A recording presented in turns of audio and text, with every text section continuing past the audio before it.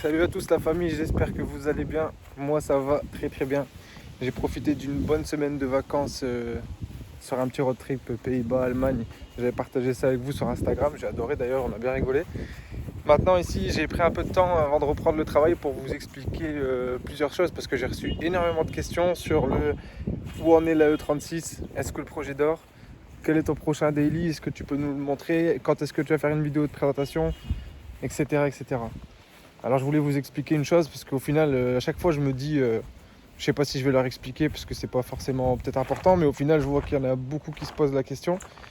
Donc je vais faire une vidéo explicative pour tout le monde et à mon avis ça répondra à la plupart de toutes vos questions et vous serez tranquille après ça. Donc vous me manquez les gars, je vous dis la vérité, vous me manquez énormément sur YouTube. Et ça me fait toujours hyper plaisir de recevoir vos messages à me dire ça fait plaisir, enfin il y a une vidéo, mais ça manque de vidéos régulières, etc. Et je vous avoue, même moi, ça m'embête beaucoup de ne pas pouvoir faire des vidéos comme j'aimerais le faire, c'est-à-dire au moins 2 fois semaine, ce serait magnifique. Même une fois semaine, hein, ce serait merveilleux. Mais parfois, c'est pas possible et c'est vraiment chiant. Mais quand j'ai l'opportunité de le faire, ça fait super plaisir. Et vos retours, ils me font toujours aussi super plaisir. Bref, ça, c'était un petit avis perso. Je fais cette vidéo parce qu'en fait j'ai envie de répondre à plusieurs de vos questions parce que y en a beaucoup qui me demandent à chaque fois où en est la E36, quel est ton prochain daily, quand est-ce que tu comptes faire la vidéo, etc. etc. Je vais remettre un truc sur la E36. Ben, du coup je vais répondre à ça ici, ça va pas prendre longtemps et au moins ça répondra à tous les messages que j'ai reçus à ce propos là. Notamment, est-ce que la E36 elle dort, t'arrêtes la E36, c'est quoi ton prochain daily, c'est quand que tu fais la vidéo, etc. etc. Alors non les gars, jamais de la vie de la E36. Je vais la quitter comme ça, c'est impossible, je l'aime trop. Et j'oublie pas d'où j'ai démarré cette histoire, avec la violette qui avait brûlé et qui m'avait fendu le cœur. Là j'ai eu la chance de rebondir grâce à vous, et ça j'oublierai jamais. Parce qu'il faut savoir, pour ceux qui ne connaissaient pas l'histoire, que la première E36 que j'avais durant 7 ans, elle est partie en feu le lundi avant que je fasse le championnat de France qui avait lieu le vendredi. La première manche pour moi, je voulais vous faire une surprise. Malheureusement, elle avait complètement brûlé. Et j'ai eu la chance que des abonnés avaient fait une cagnotte qui m'avait permis de rebondir directement sur une 36. J'avais eu 1000 euros et 900 euros sur l'autre, donc presque 2000 euros. Le prix quasiment de revient que j'ai payé la 36 de base. Je l'avais payé 1500 euros. Et au final, je l'avais acheté en Belgique, il a fallu faire toutes les paperasses, etc., etc. En gros, elle m'était revenue exactement au prix de la cagnotte. Et c'est grâce à vous, parce qu'à l'époque, je ne travaillais pas du tout. J'étais encore étudiant infirmier, que j'ai pu rebondir et passer 5 jours à répondre à, je dirais, presque 5000 messages de soutien de votre part et qui m'ont permis de relancer ce projet. Donc, ce projet-là, il me tient à cœur énormément. Ça veut dire que c'est un projet que je ne pourrais pas quitter et que je ne pourrais pas quitter sans avoir terminé ce projet. Et comme c'est un projet drift et que c'est ma passion, ce projet-là, il ne se terminera jamais. Donc, la E36, bien sûr que non, je ne la quitte pas. Malheureusement, le 26 et 27 juin, je devais avoir un rendez-vous pour faire la ligne d'échappement. Je vous avais fait un post Instagram pour faire la ligne d'échappement sur ce modèle parce qu'il passait en projet turbo. Malheureusement, la personne avec qui j'avais rendez-vous a perdu un être très cher. Voilà. Son papa, malheureusement, il est décédé. Que Dieu ait son âme. Allah yarhamou, comme on dit chez nous. Donc j'étais terriblement triste pour lui. Et donc forcément, vous imaginez bien qu'on a tout annulé. On a tout annulé. Je lui ai dit, prends le temps qu'il faut. Et puis voilà, de toute façon, lui-même, il fallait qu'il prenne du temps pour lui. Donc voilà, ici maintenant, ça fait un peu plus d'un mois que c'est passé. Et j'espère qu'il va bien, malgré ce qui s'est passé. En tout cas, j'ai super hâte de le retrouver pour qu'on puisse passer un bon moment ensemble. Et voilà quoi. Donc forcément, on avait repoussé la chose. C'est pour ça que le 26-27 juin, suite après ça, vous n'avez pas eu de poste. Malheureusement, avec ce qui est arrivé, vous imaginez bien que je n'allais pas arriver le lendemain et qu'on fasse notre vidéo alors que le pauvre, il venait de vivre ça quoi. Donc ici, on recommence à prendre contact et on va pouvoir refaire notre rendez-vous comme c'était prévu. Donc on va s'occuper de la ligne d'échappement de la E36. Comme ça, elle aura sa ligne d'échappement perso. Et là, les seules choses qui manquent sur le projet, en vérité, on n'en est pas loin d'être là à la fin. Mais forcément, ça prend toujours du temps. Je vais vous montrer ce qui manque sur la E36. Et je vais vous remontrer aussi, bien sûr, la E36. Voilà. Alors, regardez ça, les amis. Voilà, la E36, elle est toujours là. Elle prend vie avec son décor. Avec du coup, pour l'instant, la ligne qui est ici. Et qui restera ici parce que le projet, moi j'adorais, c'était le projet de la ligne centrale sur E36 pour vraiment changer du style habituel. Et c'est pour ça qu'on a dû travailler longuement avec cet ami qui s'appelle Adrien pour pouvoir faire une ligne centrale, rester avec cette ligne centrale, mais augmenter forcément le diamètre. Et il va me faire une ligne, les gars, vous n'êtes pas prêts. Il m'a dit, c'est encore mieux que si tu achetais une ligne de marque parce qu'il va tout me faire sur mesure de lui-même, silencieux, tout, il va tout me faire lui-même, tout faire maison. Donc ça va être vraiment quelque chose, les amis. Donc là, ce qui reste sur le E36, bon, il pleut, je suis en t-shirt, mais comme je viens du nord, il n'y a rien qui change. Tout est habituel. Ce qui reste, les gars, regardez. Cette durite-là, qui va jusqu'au radiateur. En vérité, il me manque que cette durite-là. Si jamais quelqu'un de vous a une idée ou a une pièce qui pourrait m'aider, que je pourrais lui racheter, une durite qui va de là à là, ou alors tout simplement, je mettrai une durite de cuivre aussi assez épaisse et je remettrai un morceau de durite comme ça si vous avez, avec 2 colliers ici pour pouvoir finir le système de refroidissement. Voilà, ça c'est ce qui manque. Logiquement, il manque que ça. Ensuite, il manque la ligne d'échappement qui va être faite. Le rendez-vous était déjà pris. On va recaler un rendez-vous, Inch'Allah, très bientôt pour pouvoir faire une ligne de malade mental jusqu'au bout. Et ensuite, ligne, petite durite de radiateur, gestion, terminé. Après, normalement, je fais ça et je roule. Normalement, je fais ça et je roule. J'ai bien dit normalement. Je préfère dire toujours normalement parce que vous le savez, il se passe toujours des trucs imprévus. Donc, je dis normalement. Il se passera ça et la 36 pourra enfin rouler. Donc non, la 36 ne dort pas. La 36 prend du temps. Ça, c'est vrai. Ensuite, la deuxième partie de la vidéo. Donc ça, c'était la partie sur la 36 pour vous expliquer vraiment où elle en est. Je vais vous remontrer vite fait l'intérieur aussi, parce qu'il y en a qui aimeraient bien la voir. Donc voilà, on avait tout vidé.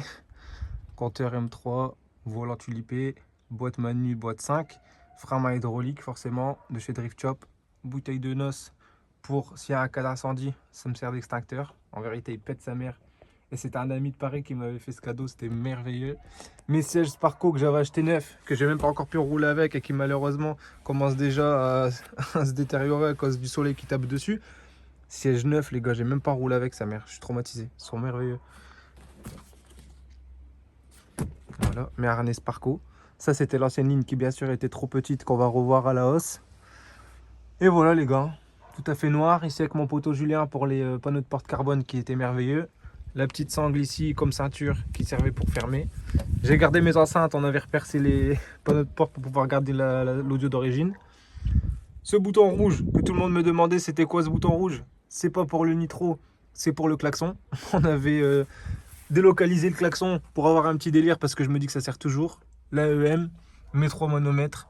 On avait, je crois, température d'huile, pression d'huile et la pression turbo. Et voilà quoi, hein, tout ce qui est pour rétroviseur, vu que c'était ici sur un panneau de porte plus large, on les a laissés là, comme ça je peux toujours régler mes rétroviseurs électriques. Le toit ouvrant des familles. Le toit qui commence à se décoller, qui virera par la suite. Et je mettrai sûrement un autre délire à la place. Et voilà les gars. Une bonne petite 36 qui est prête à faire du sale, mais qui malheureusement attend sa gestion, son bout de durite et sa ligne d'échappement. Maintenant les amis. Ça me fait plaisir de vous l'annoncer sur YouTube parce que ceux sur Insta, comme je vous l'ai dit, le savent déjà. Mais ceux sur YouTube, comme j'ai commencé par là, la communauté est bien sûr plus grande. Il pleut sa mère. Je vais vous annoncer le daily qui attend. Et en même temps, je vais vous expliquer pourquoi vous n'avez pas encore eu la vidéo dessus. Je préfère vous garder quand même le suspense d'une présentation complète. Mais je suis gentil, je vous montre quand même c'est quoi le daily qui est là. Et vous allez comprendre pourquoi je suis comme un dingue. J'espère que vous êtes prêts les gars. Je vais me mettre devant, je pense. Je vais essayer de trouver le plus bel angle, même si de tous les côtés je le trouve beau. Je vais juste choisir l'avant ou l'arrière. Et je vous fais un petit compte. Allez, je me mets là. Petit compte à rebours les gars. Dans 3, 2, 1, je vous présente.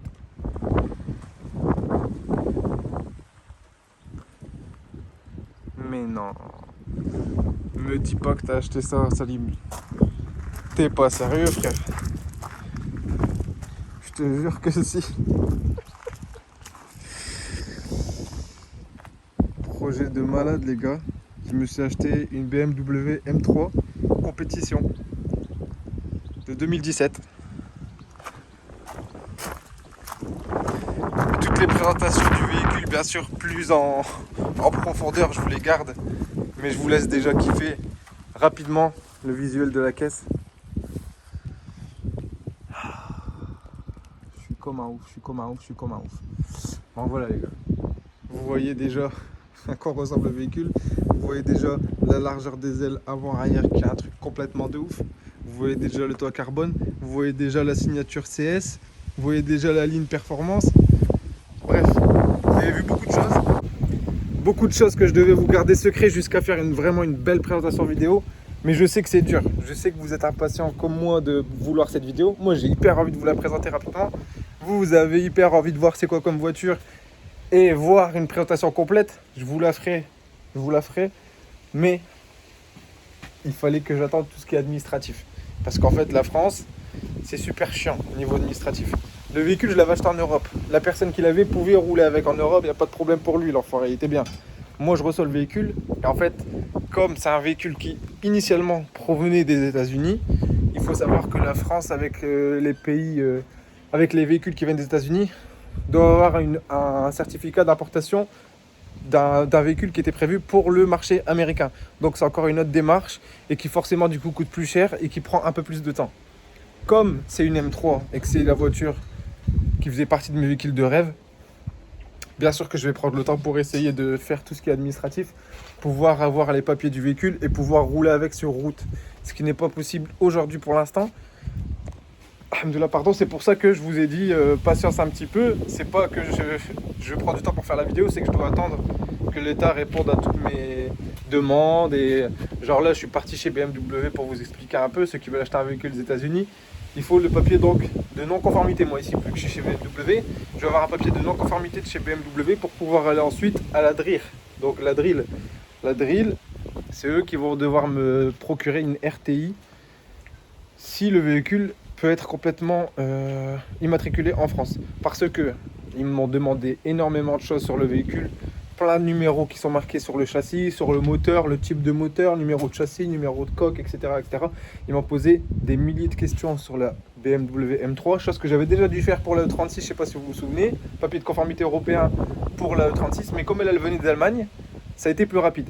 Celle-là, elle ne venait pas d'Allemagne, donc elle vient des États-Unis, donc plus de papiers à faire et rendez-vous à la drill obligatoire. Donc déjà pour BMW c'est 250 € pour qu'ils te disent le véhicule n'est pas conforme, il n'est pas identifiable, il faut passer à la drill.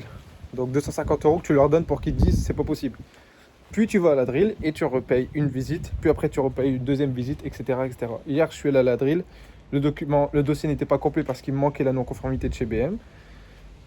J'ai rappelé BM pour leur dire vous m'avez pas envoyé la conformité, ils m'ont dit c'est 8 à 10 jours ouvrés, vous allez la recevoir. Donc déjà rien que ça, voilà, je dois attendre entre 1 ou 2 semaines pour recevoir ce papier. Donc imaginez-vous, moi j'ai vendu tous mes véhicules pour pouvoir profiter avec la M3 et je dois attendre les papiers de l'État pour pouvoir avoir un véhicule immatriculé en France.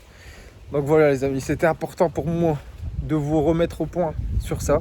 Comme ça vous savez que les projets ne dorment pas, mais ils prennent du temps, ça c'est vrai, et c'est autre chose. Mais moi dans ma tête, il n'y a que ça qui reste dans ma tête. N'oubliez pas que tous les jours je vais au travail en Renault Mégane à ma mère, et que c'est pas une vie facile pour quelqu'un qui vient d'investir, vous imaginez combien dans une voiture pour m'enrouler tous les jours et kiffer ma vie, et enfin vous faire aussi kiffer avec une autre voiture en plus, parce que cette voiture là je l'adore, et vous savez les gars, en plus je vous remercie parce que ça fait au moins 2 ans que je mets des vidéos sur Insta disant putain ça c'est mon rêve quand je regardais toujours les M4 et tout. Ah Inch'Allah frère, un jour tu l'auras, Inch'Allah tu l'auras. Avec le Covid on n'a pas beaucoup profité des vacances, donc on a pu économiser plus, et j'ai atteint mon premier rêve, un gros objectif, qui est du coup cette M3 compétition. Parce qu'à la base je partais même pas sur une compétition, mais je suis tombé complètement amoureux de la config, vous la verrez en vidéo, vous allez vite comprendre.